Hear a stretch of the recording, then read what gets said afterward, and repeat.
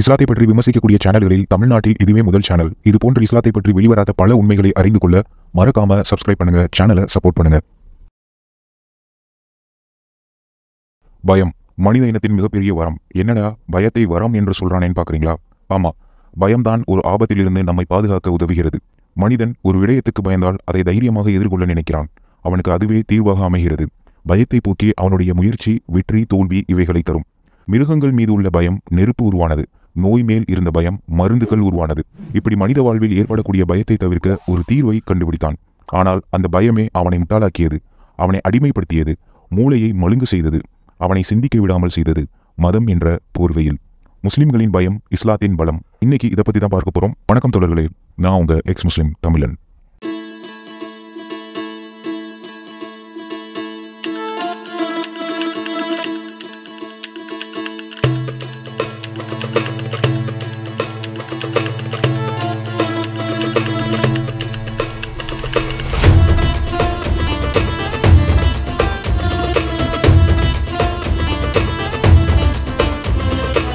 பயம் என்கிற விஷயத்தை இரண்டு வகைகளாக பிரிக்கலாம். ஒன்று கண்ணுக்கு தெரியும் பயம், இரண்டாவது கண்ணுக்கு தெரியாத பயம். அது என்ன கண்ணுக்கு தெரிந்த பயம், கண்ணுக்கு தெரியாத பயம்? பாம்பை நேரில் பார்த்து வர பயம் முதல் வகை. அங்கு பேய் இருக்குடா, போனா உன்னை பிடிச்ச ஆட்டும் என்று கற்பனை செய்து சொல்வது இரண்டாவது பயம். கண்ணுக்கு தெரியும் பயத்தை விட கண்ணுக்கு தெரியாத கற்பனை பயம்தான் மனிதனுக்கு மிகப்பெரிய ஆபத்து. இந்த கற்பனை பயம் என்பது ஒரு வகையான உளநோய். அதற்கு ஃபோபியா என்று ஆங்கிலத்தில் அழைப்பார்கள். இஸ்லாத்தில் இந்த ஃபோபியா என்கிற கற்பனை நோய் முஸ்லிம்களுக்கு அதிகமாகவே உள்ளது. பொதுவாக மதத்தில் தீய செயல் செய்பவர்களுக்கு நரகத்தில் தண்டனை உண்டு என்று கேட்டிருப்போம். ஆனால் நம்ம முன்மாதிரி தோற்றுவித்த இஸ்லாத்தின் நரகம் என்பது வித்தியாசமாக இருக்கும். நம்ம போன வீடியோக்களில் காஃபிர்களுக்கு நிரந்தர நரகம் என்று பார்த்திருப்போம். ஆனால் முஸ்லிம்களுக்கும் நரகம் உண்டு. சிறிது காலம் வெக்கேஷனுக்கு சுற்றி பார்க்க வருவது போல நரகத்தில் தங்கியிருந்து விட்டு இஸ்லாத்தை ஏற்றபடியாலேயே சொர்க்கத்துக்கு போயிடலாம், அவன் எவ்வளவு பெரிய அயோக்கியனாக இருந்தாலும் சரி. முஸ்லிம்கள் பெரிய மலை அளவுக்கு பாவங்களை சுமந்து வருவார்கள்.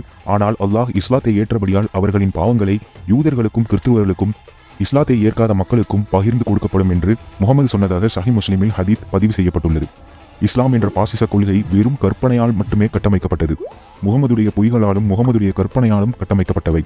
அந்த கற்பனை எதை கொண்டு கட்டமைக்கப்பட்டது என்றால் 20% ஆசைகளை கொண்டும் மீதி 80% பயத்தாலும் உருவானவைதான் இஸ்லாம். குர்ஆன் வசனம். மேலும் நாம் நாடியிருந்தால் ஒவ்வொரு ஆத்மாவுக்கும் அதற்குரிய நேர்வழியை நாம் கொடுத்திருப்போம். ஆனால் நான் நிச்சயமாக நரகத்தை ஜின்களையும் மனிதர்களையும் ஆகிய யாவரையும் கொண்டு நிரப்புவேன். ஏன் நேர்வழியை கொடுக்க நாடவில்லை? அப்படி என்றால் வேணுமென்றே எல்லாத்தையும் நரகத்தில் போட்டு வதைத்து அவர்கள் படும் வேதனையை கண்டு ரசிக்கும் சைக்கோவா அல்லா? தொழுகவில்லையா நரகம், நோன்பு வைக்கலையா நரகம், மாற்று மதத்தவர் பூஜைக்கு படைச்ச சாப்பாடு சாப்பிட்டியா நரகம், ஜக்காத் என்னும் முஸ்லிம்களுக்கு மட்டும் கொடுக்கும் தர்மம் தரலையா நரகம், பாட்டு கேட்டியா நரகம், சினிமா பத்தியா நரகம், நடந்தியா நரகம், உட்காந்தியா நரகம், பேசினியா நரகம்னு எதுக்கெடுத்தாலும் நரகத்தை சொல்லி சொல்லி முஸ்லிம்களை பயன்படுத்தி இஸ்லாம் தனது கட்டுப்பாட்டில் அவர்களை வைத்திருக்கிறது. எல்லா மதத்தில் இருக்கும் நரகத்தை விட இஸ்லாத்தின் நரகம் மிக கொடூரமாக இருக்கும். முகமதின் கற்பனை திறனை இங்கு பாராட்டாமல் இருக்க முடியவில்லை.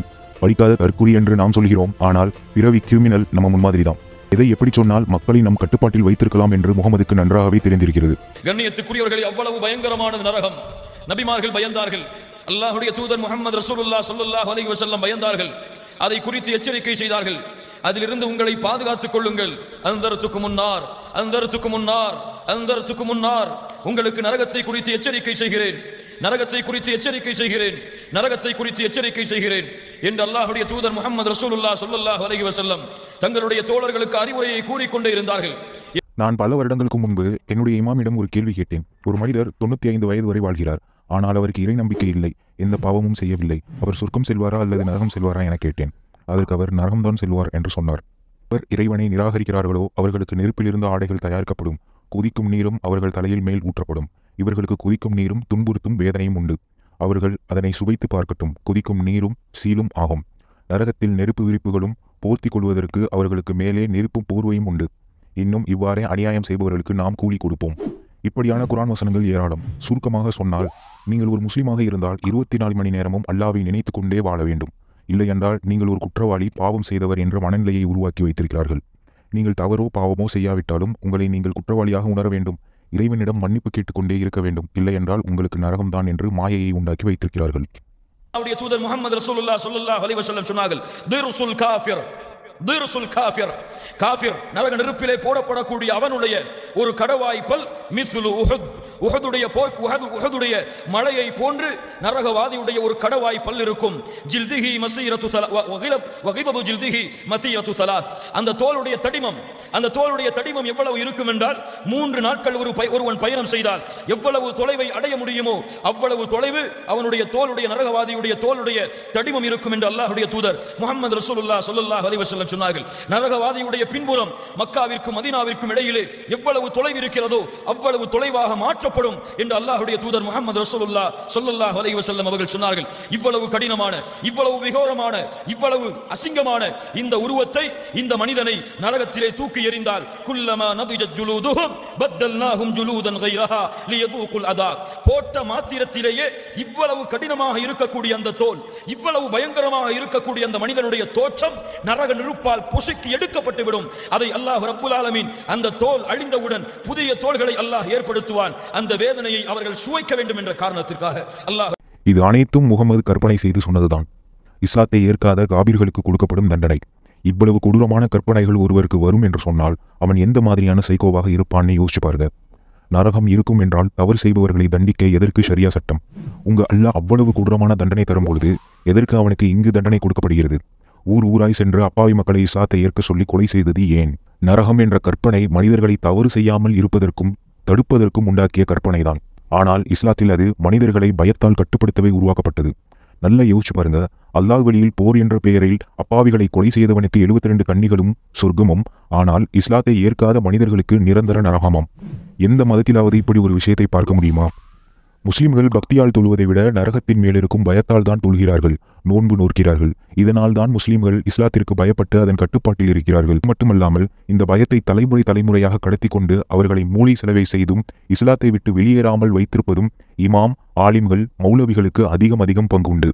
இஸ்லாத்தை விட்டு வெளியேறினால் மரண தண்டனை என்று ஒன்று மட்டும் இல்லை என்றால் முகமதுக்கு பிறகு இஸ்லாம் அழிந்து போயிருக்கும் என்று சுனி இஸ்லாம் தலைவர் ஒரு தொலைக்காட்சி நேரலையில் சொன்னார். ஆனால் நான் இன்று சொல்கிறேன், நரகம் என்ற கற்பனை மட்டும் இல்லை என்றால் இன்று எத்தனை முஸ்லிம்கள் இஸ்லாத்தின் கடமைகளை செய்வார்கள்? அவர்களை அடிபணிய வைக்க ஒரே ஆயுதம் நரகம் என்ற ஒற்றைச் சொல். நரகத்திலே அந்த மனிதனை தூக்கி வீசப்பட்ட மாத்திரத்திலேயே அல்லாஹ் ரப்புல் ஆலமீன் அந்த மனிதனுக்கு ஜக்கூம் என்ற மரத்தை உணவாக அல்லாஹ் அளிப்பான். லஆகிலூன மின் ஷஜரின் மின் ஜக்கூம். அல்லாஹ் ரப்புல் ஆலமீன் சொல்கிறான், ஜக்கூம் என்ற மரத்தை அவர்கள் சாப்பிடுவார்கள். இன்ன ஷஜரத ஜக்கூம் துஆமுல் அதீம் கல் முஹ்லி யக்லி ஃபில் புதூன் ககல்இல் ஹமீம். அல்லாஹ் ரப்புல் ஆலமீன் சொல்கிறான், ஜக்கூம் என்ற மரம் நரகத்திலே முளையக்கூடிய அந்த மரம், ஷைத்தானுடைய தலைகளை போன்ற கிளைகளை கொண்ட அந்த மரம் அவனுக்கு உணவாக கொடுக்கப்படும். துஆமுல் அதீம்.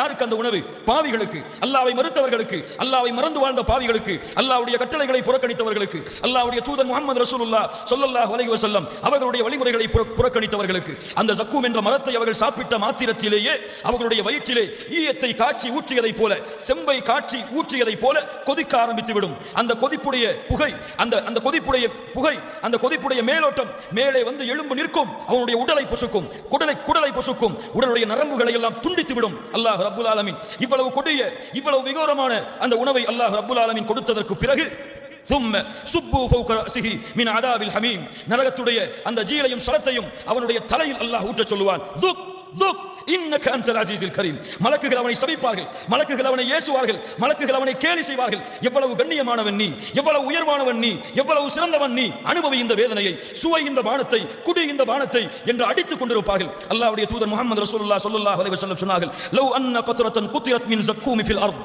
ஜக்கூம் என்ற அந்த மரத்துடைய அந்த ஒரு சொட்டு இந்த பூமியிலே விழுந்து விட்டால் இந்த பூமியுடைய அமைப்புகள் அனைத்தும் நாசமாகிவிடும். அல்லாஹ் ரப்புல் ஆலமீன் 7 நரகங்கள் இஸ்லாத்தில் உண்டு என்றும் அதை முகமது பார்த்ததாக கூறி இன்றைக்கு இருக்கும் போலி சாமியார்கள் எப்படி ஏமாற்றி பிழைக்கிறார்களோ அதே போல முகமது இந்த பொய்களை கூறி அவர்கள் பயத்தை ஆயுதமாக பயன்படுத்தி மக்களை தன் வசப்படுத்தியுள்ளார். பெண்களை நரகத்தில் அதிகமாக பார்த்தேன் என்று சொன்னதும் சுத்த பொய்கள்தான். உலக முடிவில்தான் சொர்க்கம் நரகம் தீர்ப்பு என்று இஸ்லாத்தில் உள்ளது. அப்படி என்றால் உலகம் அழிவதற்கு முன்னாடியே எந்த பெண்களை முகமது நரகத்தில் பார்த்தார்? எப்படி பார்த்திருக்க முடியும்? சிந்திக்க வேண்டாமா? எனக்கு நரகம் பற்றிய நம்பிக்கை இல்லை தோழர்களே. நரகம் என்ற கற்பனை பயம்தான் மனிதர்களை கட்டுப்படுத்தி அடிமுட்டாளாக வைத்திருக்கிறது. அது மட்டுமல்லாது காஃபிர்கள் நரகம் செல்லக்கூடியவர்கள், ஆதலால் அவர்களுடன் நாம் பழகக்கூடாது எனவும் முஸ்லிம்கள் தான் உயர்ந்தவர்கள் என்ற ஆணவ குணமும் முஸ்லிம்களுக்கு உண்டு. இஸ்லாத்தில் முஸ்லிம்களின் மனதை திருப்திப்படுத்தவே சில விடயங்களை முகமது சொல்லியிருக்கிறார். அதில் ஒன்றுதான் நரகத்தில் சிறிது காலம் முஸ்லிம்கள் இருப்பார்கள், பிறகு சொர்க்கம் செல்வார்கள் என்றும். ஆனால் காபிர்கள் நிரந்தர நரகம் என்ற கற்பனை எல்லாம் இஸ்லாம் மனதை திருப்திப்படுத்தும், ஆனால் உங்கள் பகுத்தறிவை மழுங்கு செய்துவிடும். ஒருவன் தவறு செய்தால் அதற்கான தண்டனை அப்போவே கொடுக்கப்பட வேண்டும். அதற்கு தான் சட்டமும் உள்ளது. நரகத்தில் அவனை கடவுள் போடுவான் என்று திருக்குத்தனமாக கேணத்தனமாக யாரும் எந்த நாட்டின் அரசும் காத்திருப்பதும் இல்லை, யோசிப்பதும் இல்லை. நரகத்திற்காகவே சில மனிதர்களை படைக்கிறான் என்று முகமது சொன்னதாக ஹதீஸில் உள்ளது. மனிதர்களை நரகத்தில் போட்டு அவர்கள் வேதனைப்படுவதை பார்த்து ரசிக்கும் ஒரு வக்கிர குணம் கொண்டுள்ள அல்லாஹ் கருணையாளன், இரக்கமுள்ளவனாக, அன்பாளனாக எப்படி இருக்க முடியும்?